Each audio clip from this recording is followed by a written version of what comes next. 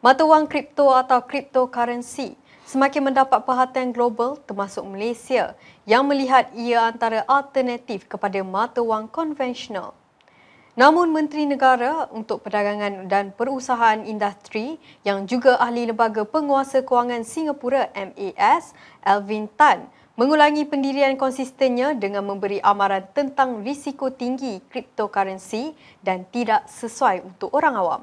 Seorang pemerhati yang pernah berkhidmat membantu kerajaan Malaysia lebih 20 tahun menyifatkan kenyataan Tan itu sebagai peringatan tegas kepada Malaysia supaya mengelak daripada menggunakan cryptocurrency, khususnya dalam urusan transaksi pembayaran melibatkan agensi kerajaan.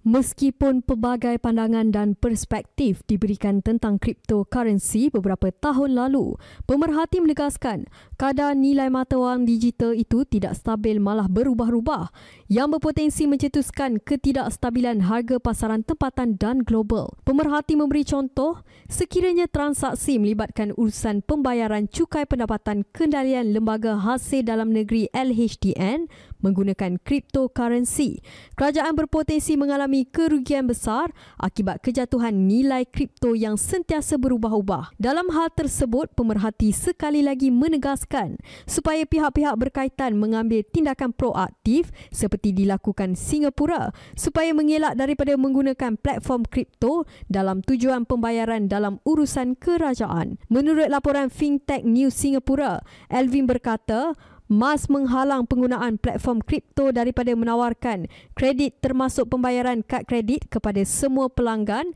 runcit kerana berisiko mewujudkan hutang tinggi. Menjawab soalan mengenai keputusan kerajaan Singapura mengetatkan peraturan bagi penyedia perkhidmatan token pembayaran digital, Alvin ketika di Parlimen pada Rabu menegaskan aset digital sangat tidak menentu, spekulatif dan tidak mempunyai nilai asas. Beliau menambah bahawa menggunakan kredit atau leverage akan menambah skala kerugian dan pelabur boleh kehilangan lebih daripada jumlah prinsipal yang mereka masukkan. Untuk rekod, Pusat Pengutat Zakat Majlis Agama Islam Wilayah Persekutuan PPZ Mawib mula menerima pembayaran zakat menggunakan nilai wang kripto.